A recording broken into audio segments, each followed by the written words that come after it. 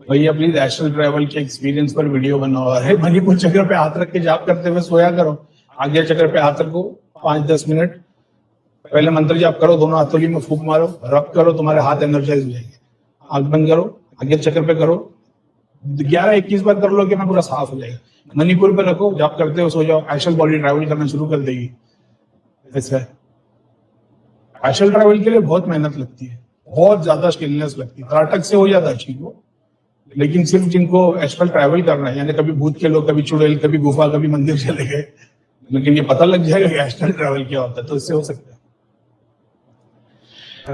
भाई वो जो गांधी जी की तरह दिखते हैं ना, वो लाठी लेके, जैसे भैया के थे, एक शनिदेव का रूप था मणिपुर का, जो एक तो राजा जैसे दिखते थे और एक वो ना लंबी दाढ़ी लंबे पर। अपने पास जो है गांधी जी जैसे दिखते, वो मेरा एक जो शनि का एक सूक्ष्म रूप है, जो ओल्ड बॉडी है वो है। तो गांधी जी जैसे, लेकिन वो टकले और कोई दाढ़ी नहीं है, लाठी लेके चलते, उनका चेहरा क्लियर दिखता है, तो वो दिखेंगे तो वो मेरा एक शनिदेव वाला सूक्ष्म रूप है। कौन से चक्र का है, तो वो तो मणिपुर से हार्ट चक्र के ऊपर नीचे घूमते थे। ऐसा है।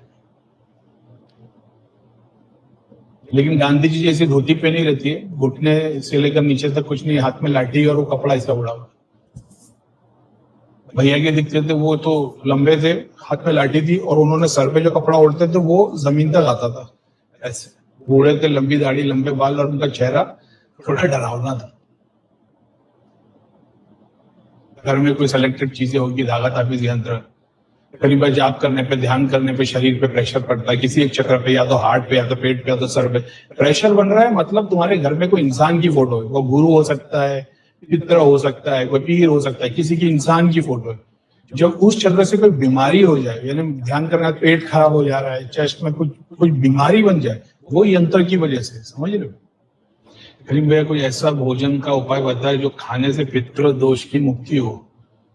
भोजन खाने से नहीं, भोजन खिलाने से मुक्ति होगी भाई पितृदोष की। जितना ज्यादा चैरिटी करोगे, चावल, दूध, सबसे ज्यादा इनको दीपक भाई है अपना बालाजी की कृपा वाला, किसी ने वीडियो शेयर किया था, दीपक बता रहा था कि उसने जन्नत के एक्सपीरियंस किए, और तो मैं तो देख के मतलब एक सेकंड में समझ गया कोई मुस्लिम बंदे का काम किया होगा, मुस्लिम पितर लोग पहुंच गया, वो बता रहा दूध से बनी हुई सारी चीजें थी, वो खीर थी, मिठाई थी, ऐसा था वैसा था। किसी ने भेजा था करीम में क्या है, जन्नत है। तो मैंने देखा, मतलब जन्नत नहीं है, लेकिन हाँ ये मुस्लिम के पितर लोग पे चले गए थे, तो वहां पे पितर लोग में तो दूध से बनी हुई चीजें ना, दूध और घी को सबसे ऊपर बताया, कितनी बार बताया, तो वो चीज थी। मतलब किसी मुस्लिम का काम किया होगा, तो उसके पितर लोग ने ऊपर बुलाए होंगे उसके सूक्ष्म शरीर को आशीर्वाद देने को, तो उसने सब दूध का बना हुआ सब चीजें थी। तो दूध, मावा और दूध से बने हुए सारे प्रोडक्ट, घी तो सबसे सुप्रीम बताया गया। ये दान करोगे, खिलाओगे, बहुत स्वाब मिलता है। ज्योतिष में देखोगे ना, तो ये पितृ का रिलेटेड मतलब वही है कि तुम इमोशनल डिस्ट्रेस में हो। Emotional distress, mental problem related to Chandra, Chandra related to पानी, दूध, चांदी। तो आपको बहुत सारी रेमेडीज में चांदी को, पानी को और दूध को यूज करने बोलते हैं। नदी में दूध डाल दो, चावल डाल दो, इससे आपका वो चंद्र ठंडा होगा वगैरह वगैरह, इमोशनली। तो ये सब है, ऑलरेडी अवेलेबल है नवग्रह के इसमें।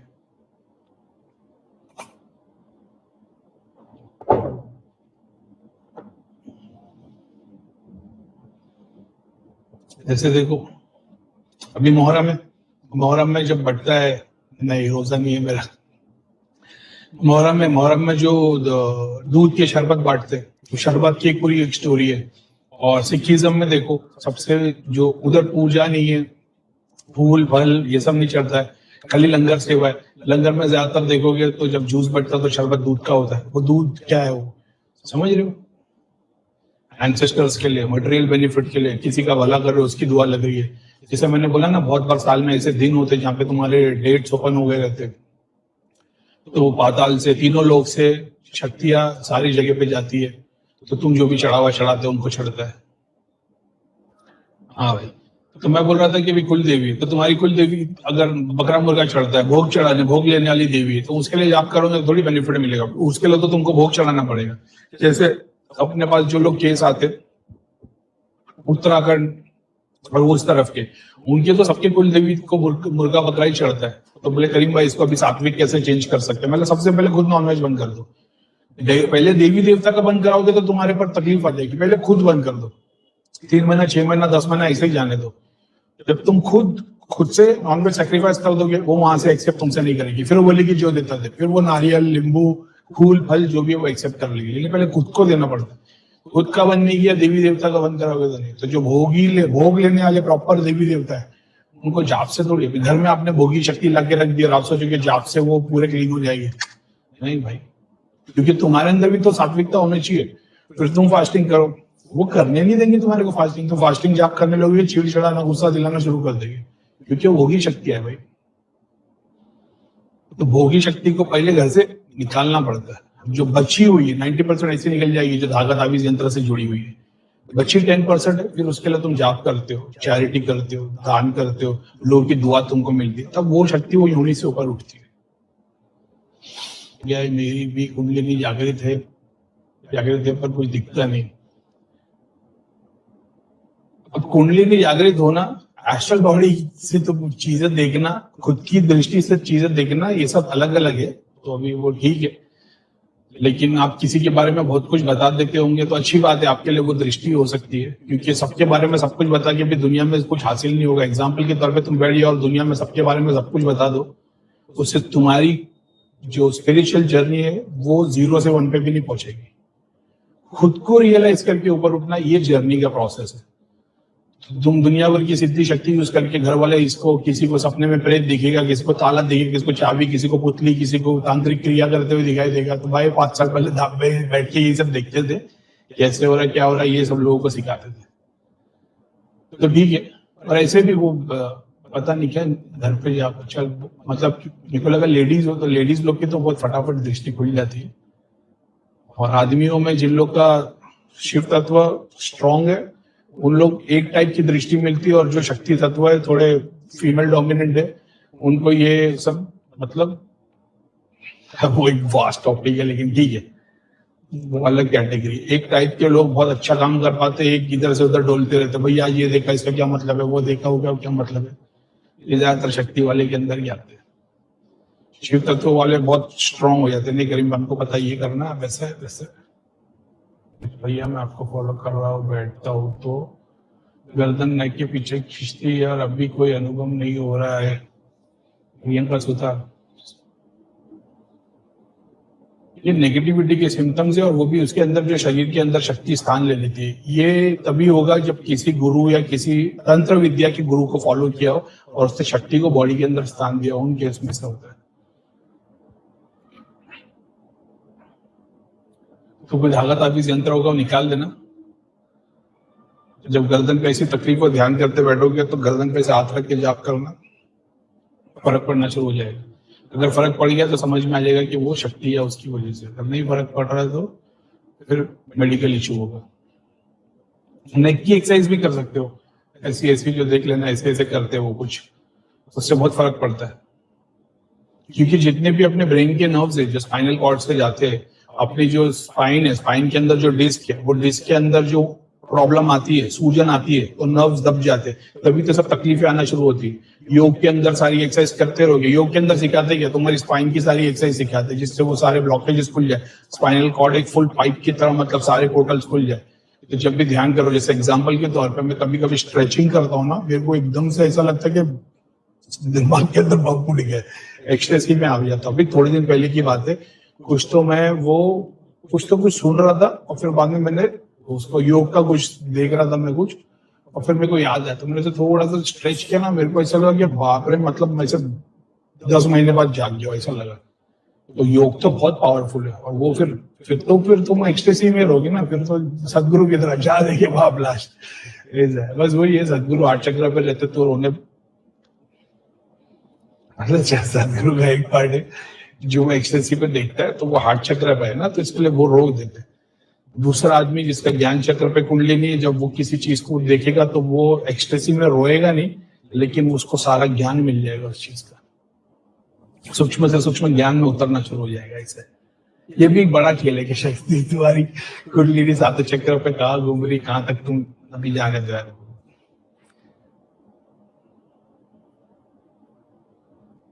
भैया बहुत डिप्रेशन होता है। डिप्रेशन का पर्पस डिप्रेशन का रीजन ढूंढ लो, समझ में आ जाएगा क्यों हो रहा है।